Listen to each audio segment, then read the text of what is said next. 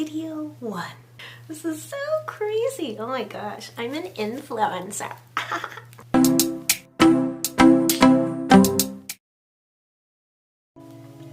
Hey everyone, this is my first video. Oh my god. This is so exciting. So everything will get better with time, including my background. So just bear with me, okay? Okay. I am here to talk about brushes. Your tools.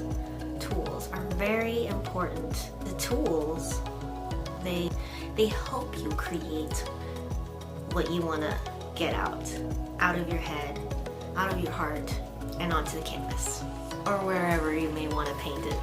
Now I'm going to go over mostly about oils, anything that particular is in the topic of oil paints. No bad mouthing watercolors or any other mediums out there, acrylics and whatnot. They're amazing. I just prefer to work with oils. I fell in love with working with oils, and so that's why I prefer to discuss to you my experiences with oils, and so that's why I'm here. With brushes, most brushes are made from pig hair. Did you know that? Because I didn't until I looked it up. I was like, what? What? Fun fact, I also raised a pig when I was in high school. Yes, I was in Future Farmers of America. It was really sad when I had to get her slaughtered.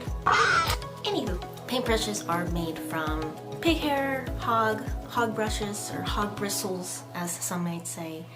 And that's what they're kind of. It's kind of like a rough hair or bristle, because it helps be able to move oil paints. Another thing is with brushes, you want to take care of your brushes. Let me tell you, because it can get really expensive if you don't take care of your brushes.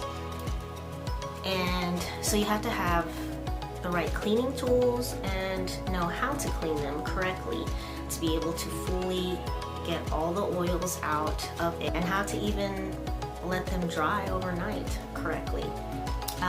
So I'm gonna do a whole nother video specifically on more of the details of it. So it is very important to clean your brushes. Cleaning your brushes will help save money, and you can reuse them for future canvases and not having to rebuy for every single piece that you're going to paint.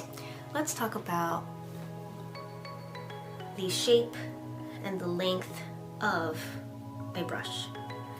So I don't know if you've noticed, but with oil brushes, they're really long, and you might wonder why. I'll tell you why. I'll tell you a little secret. Maybe some of you artists don't take advantage of the length of the brush like me, but it's best to, because it helps you be able to see the bigger picture of the entire painting.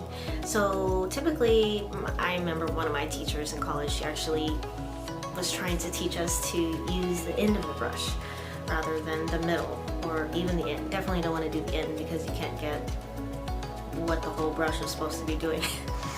So holding the end of the brush is going to really help you to be able to step back and, level out everything and be able to see the entire picture and make sure that everything is coming out perfect and aligned. Definitely want to take advantage of that for artists who don't do that, like myself. It'll definitely help save time, so you can see the whole picture, like I said. There is a shape to it as well, kind of like a Coke bottle, little shape. So it kind of helps for the hand to be able to fit nicely and comfortably on it. A filbert brush is one of my favorite brushes that I like to use. It's really good overall brush to paint all sorts of things, and it's one of my go-tos. It has an oval head, so it's a mixture of a flat and round brush mixed together, but it's really great tool. Definitely one of my favorites. So the next brush is going to be the round brush. The round brush is actually really good for a lot of things as well. It's really good for details and delicate areas, and isn't that the same thing as details? It's really good, comes in sizes from small to large. I typically like use those in the smaller versions because they can really get into those delicate details that it really helps out a lot. Doing portraits, I like to use those particularly mainly for the face. Flat brushes are typically good to cover large areas of the painting and to get the accuracy of details. So a bright brush is going to be our next brush that we're going to talk about. It is a short bristle brush, and it's really good for applying and removing paint within the canvas. Since it's a short bristle brush, you try saying that over and over, don't laugh at me. So since it's a short bristle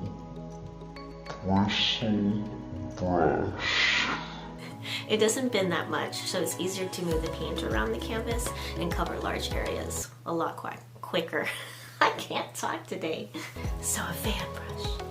So the next brush is going to be the fan brush.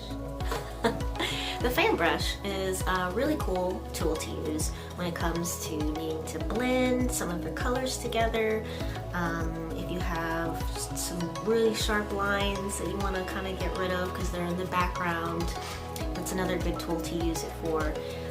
It's really good for hair and grass. If, you know, like I said, if there's too much detail and you don't want it, you want to blend out maybe the back areas or the outsides of the hair, it's a really cool brush to use for blending. So the next one's going to be the angler brush. The angler brush, it can have a bunch of different names actually. Sword, dagger, because they come in different sizes, different lengths of bristles, so that's why they have different names. But I particularly like this brush because it can really give you some straight, clean, crisp lines, and I love that brush. That is always my go-to. So last but not least, you might think I'm crazy, but a palette knife is also considered a brush, believe it or not. So palette knife is actually used to mix up the paints on your palette before put it on the canvas, excuse me. So once you mix the colors up, you just kind of scoop it off your palette, put it either onto the canvas, or you can just dip in your brush with the new mix that you just made with it to paint.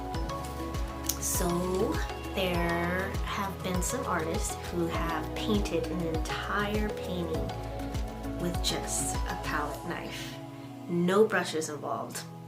One, it's really cool because you get to save money on brushes. You don't need any brushes. You don't have to throw any away. That's throwing money away. You don't have to get paint thinner to clean the brushes or the palette.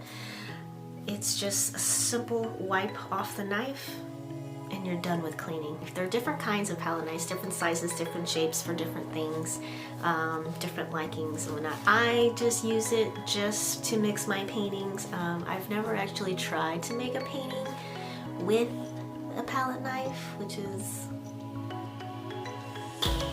I don't know, maybe I could try one day. I'll start small, how about that? I'll start small, I'll give it a shot, post it, we'll see what happens. Wish me luck. So another good tip that I like, and I also learned this from college, is to use old brushes.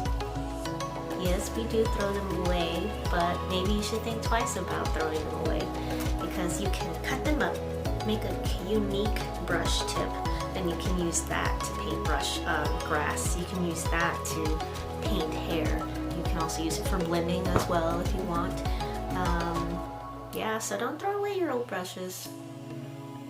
Don't do that. Don't do that. Two of my favorite brands that I want to mention are the Rosemary and then also the Da Vinci. Da Vinci is also really good too. I use a lot of brushes from the Winsorandnewton as well. Can't go wrong with their brushes. But I must say there are some brushes that come in like packages that they just for me it didn't work very well. I found a lot of the bristles would fall out and I would have bristles all over my painting. So that didn't work for me. So check out those brands, the Da Vinci and the Rosemary, or the Winsorandnewton ones where you can buy them individually. Those are great. I stand by those.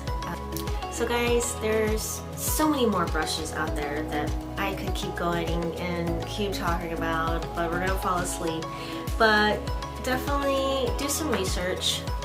You know, buy some brushes, play with them, see what kind of strokes that they make and what you're looking for, what technique you're looking for your painting. Give it a shot. Also, you know, I can do another video and show you with some of the strokes that I have, so you don't have to waste any money and I can just show you. I can do that. Let me know what you would like. But tools are very important, and you just gotta know which ones you need for your painting and what you're going to be doing as well. It's very important to know. Having the right brush for the right task is going to assure you of beautiful painting. Alright guys, so my next video I'm going to discuss oil paints and some of my favorite ones, my favorite brands, colors, which ones I use typically, and we'll cover that. If you'd like for me to cover something else, if you have any suggestions, or if you have any questions on anything that I said today, comment down below, message me. Also, follow me on Instagram at Inside a Painter's Brain, and come check out my work, some of my artwork that I posted on there. I'm gonna be posting some more soon, so stay tuned. So if you like what you saw, please like and subscribe so that way I know to keep going, keep making more videos. Again, bear with me, this is my very first video and I'm super excited for this new adventure, this new project that I'm gonna be working on, and just sharing my knowledge with you guys. And why not? If I have the experience and I've been through so much and seen so much, and I'm gonna be sharing a lot about the business side of art. It's gonna get dirty. But yeah, I just can't wait to share everything with you guys. So yeah, let me know, and I'll see you guys next time. Peace.